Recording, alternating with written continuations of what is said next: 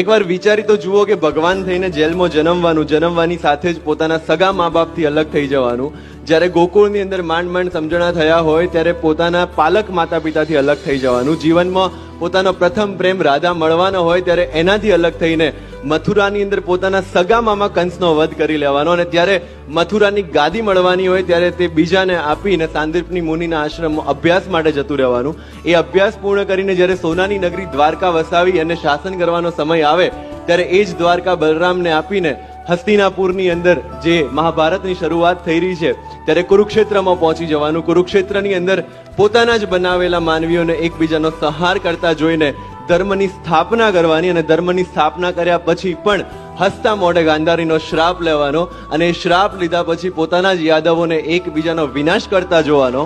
અને છેલ્લે